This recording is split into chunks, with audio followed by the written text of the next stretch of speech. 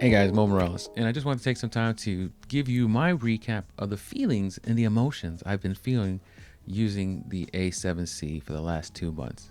First of all, it has been a game changer as far as I'm concerned.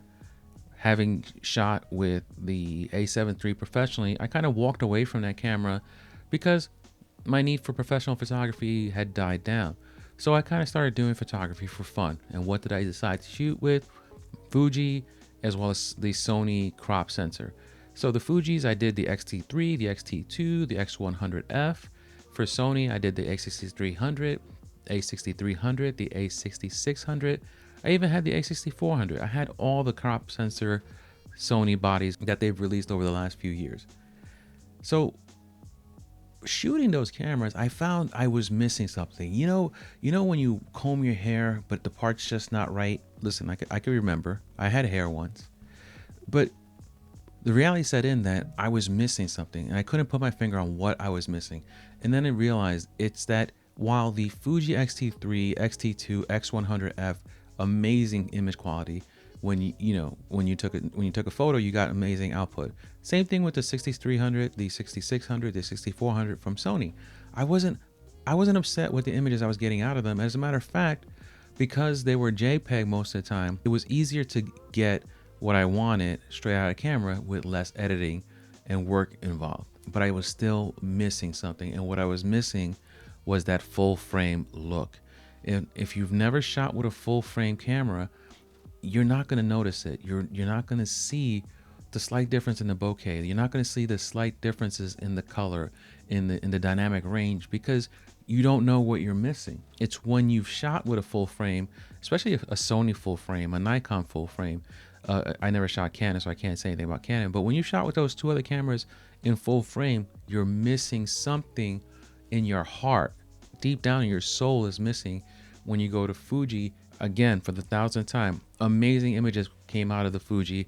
Amazing images came out of the Sony. But just that little pang in my stomach was telling me you need something else. So when Sony dropped the A7C, I said I need to jump on this camera just to figure it out. Actually, no, that's a lie. That's a big fat YouTube lie. I originally said, who the hell's gonna buy the A7C when there's the A7 III out? And I really bashed Sony for coming out with a camera so similar to the A7 III. Then I held it in my hand. Then I saw it in person, and my mind was changed instantly. It is a very sexy looking camera. As far as cameras go, as far as rangefinder looks go for a camera, this is one of the sexiest, snobby-ish rangefinder cameras you're going to find outside of the real expensive cameras like the Leica and something in that ilk. But it feels great coming from the A6600. It's just very similar to that body type.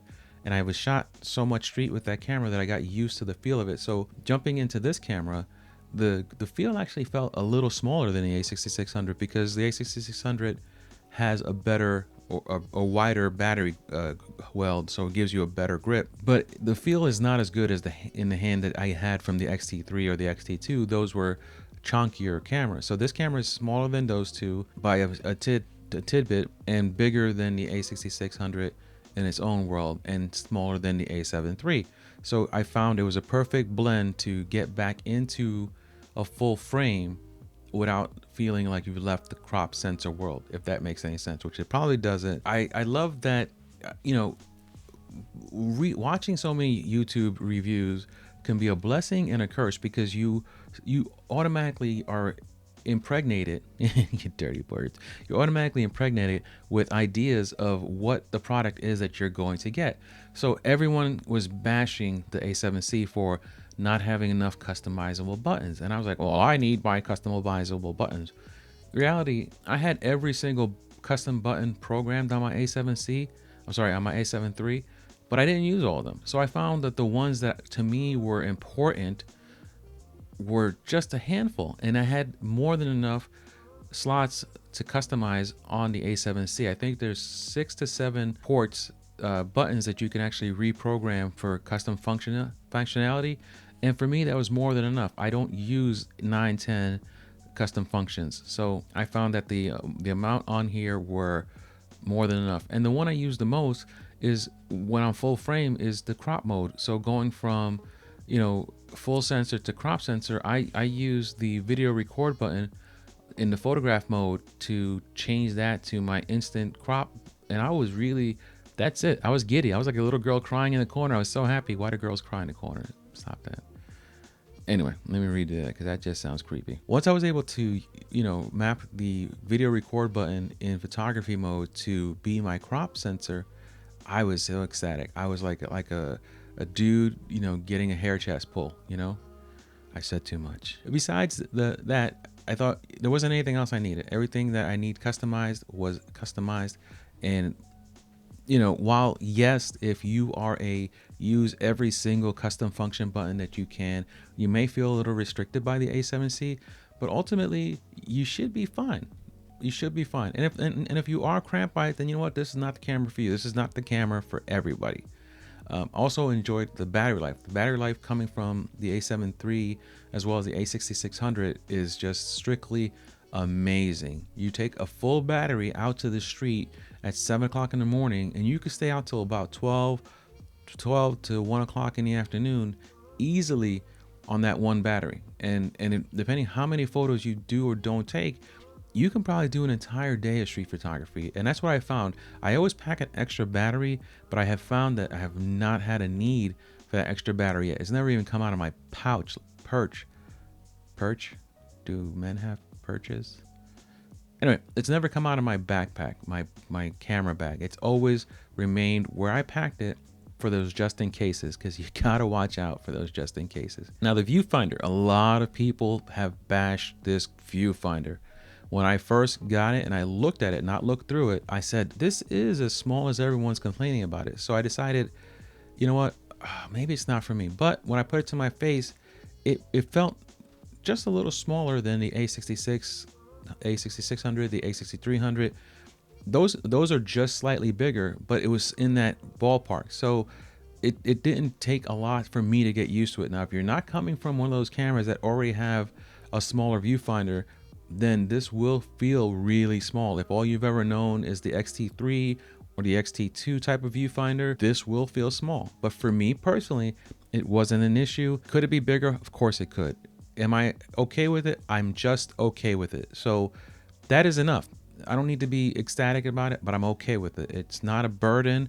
While it's not a joy, it's not a burden. That's important as far as keeping that camera. Another problem I had was I love photography redundancy. Not having a dual SD slot really is my only pain point, because while I'm only shooting personal work with this camera, there's times where if I wanted to do professional work with it, I'm hesitant because of not having a redundancy in the SD slot. Not everyone cares about a redundant SD slot, but someone like myself who has had a memory card fail and luckily has had a backup SD card in the camera, to me it's important. So can I live without it?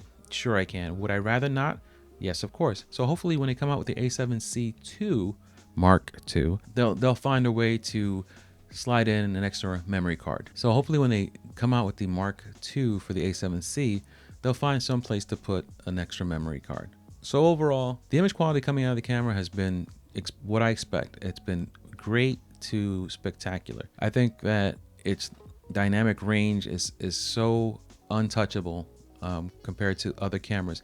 While I love the image quality coming out of the Fujifilm X-T3, X-T2, I knew my range of dynamic range to play with the shadows, brighten up the image later, or darken the image later and save the highlights. That was very limited. I don't have that problem with the A7C because of something that Sony puts into their magic juju juice when it comes to these images. So do I recommend it? Yes and no. You have to know yourself as a human being before you buy this camera.